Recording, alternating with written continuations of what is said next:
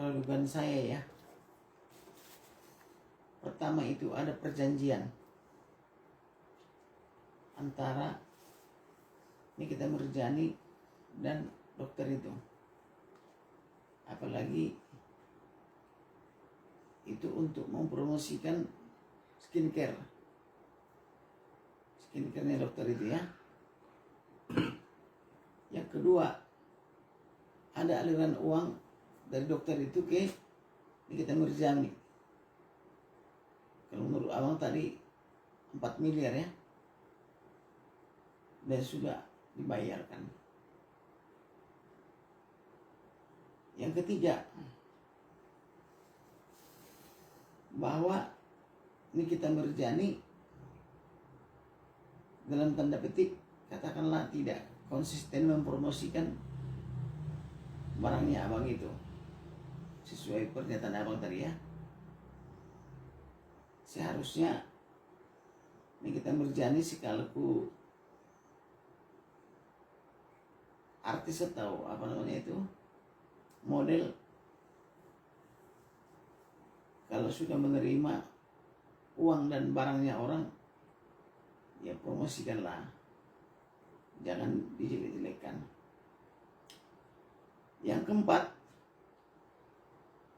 bahwa artis itu atau lawyernya melaporkan Nikita Mirzani ke Polda Metro Jaya, menurut saya itu kekeliruan.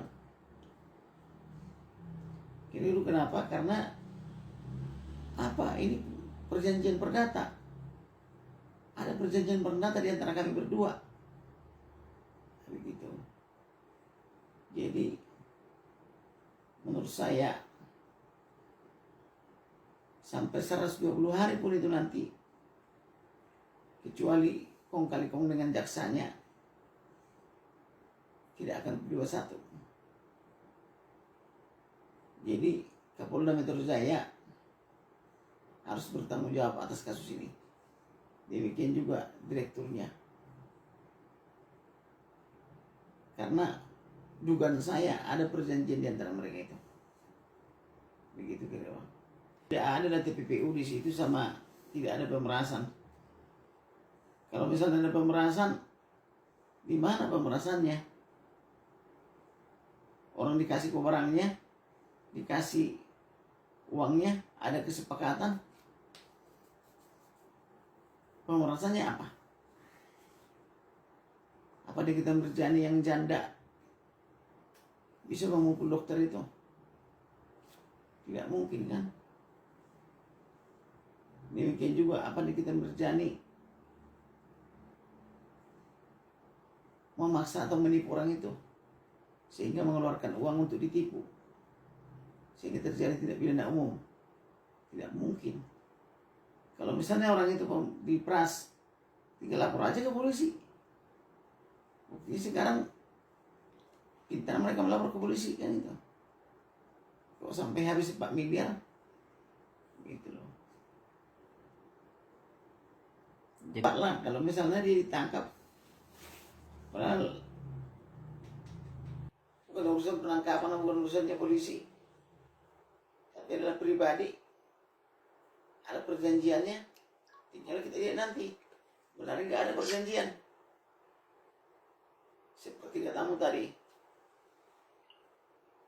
pengacaranya bilang tidak ada perjanjian.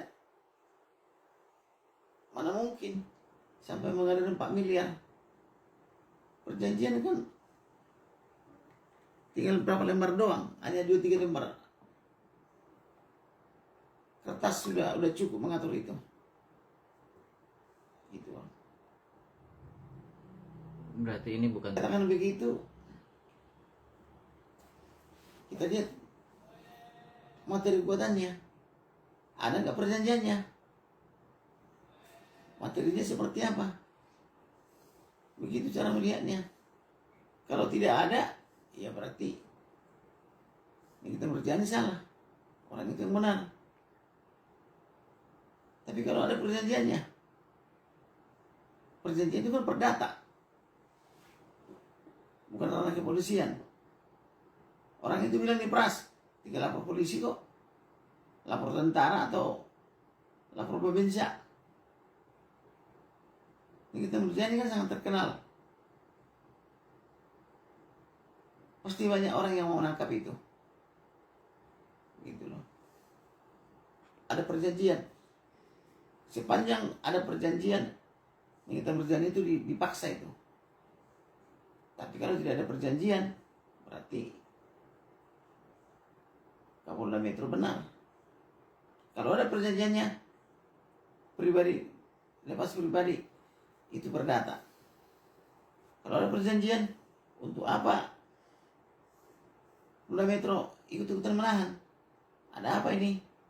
Karena gitu. Terima kasih untuk pertanyaannya ya. Jadi pertama-tama kita perlu pahami dulu ya bahwa wan prestasi secara umum adalah kondisi di mana ketika salah satu pihak tidak memenuhi isi perjanjian, baik secara keseluruhan, sebagian ataupun tidak tepat waktu. Nah, di dalam pasal 1320 KUH Perdata disebutkan bahwa sahnya suatu perjanjian itu ditentukan oleh 4 syarat utama. Yang pertama adalah sepakat, artinya mereka yang mengikatkan perjanjian itu sama-sama sepakat ya. Kemudian cakap untuk membuat perjanjian, tidak boleh dalam gangguan mental dan dewasa secara hukum. Kemudian suatu hal tertentu, artinya objek yang diperjanjikan haruslah jelas. Dan syarat yang terakhir adalah suatu sebab yang halal. Maksudnya apa yang diperjanjikan tidak boleh bertentangan dengan hukum, kesusilaan ataupun mengganggu ketertiban umum. Dan yang paling sering luput dari masyarakat ya, dan perlu kita ketahui bahwa di dalam pasal 1338 KUH Perdata menyatakan bahwa semua perjanjian yang dibuat secara sah berlaku sebagai undang-undang bagi mereka yang membuatnya. Ini artinya perjanjian yang dibuat secara lisan maupun perjanjian yang dibuat secara tertulis sama-sama mengikat dan sama-sama bisa sah secara hukum selama keempat syarat tadi terpenuhi. Kemudian soal apakah langkah menggugat wan prestasi oleh pihak Nikita Mirzani ini langkah yang tepat atau tidak? Tentu hanya Bang Fahmi ya, kuasa hukum mereka yang benar-benar tahu keseluruhan konteks ataupun strateginya. Tapi jika kita bicara dari sudut pandang hukum formal, tidak ada larangan ya untuk menggugat wan prestasi atas dasar perjanjian lisan. Justru menurut hemat saya, gugatan ini bisa menjadi cara ya untuk menguji secara hukum apakah memang benar terjadi kesepakatan, kemudian apa isi perjanjiannya dan siapa pihak-pihak yang terlibat. Meskipun perjanjian lisan memang cenderung lebih sulit pembuktian dibandingkan perjanjian tertulis ya, tapi bukti itu tidak selalu harus dokumen kok. Bisa berupa saksi, rekaman, atau mungkin fakta-fakta lain ya yang mendukung bahwa perjanjian itu memang benar-benar ada. Jadi kalau kita berpikir jangka panjang ya Kak, gugatan ini menurut hemat saya bisa menjadi bagian dari strategi hukum ya untuk memperkuat posisi di dalam kasus pidana. Misalnya sebagai alat bukti bahwa tidak adanya niat jahat, kemudian atau bahwa peristiwa sebenarnya adalah sengketa keperdataan biasa. Jadi menurut saya ya, ini adalah langkah yang strategis yang bisa saja memberikan efek hukum penting. Jadi mungkin tidak sekarang, bisa di tahap banding, kasasi, atau peninjauan kembali nantinya. Dan tentu biarlah hakim yang menentukan ya bahwa nilai dan relevansi dalam gugatan tersebut. Nah yang terpenting seperti harapan kita semua ya, semoga semua pihak bisa memperoleh keadilan yang seimbang.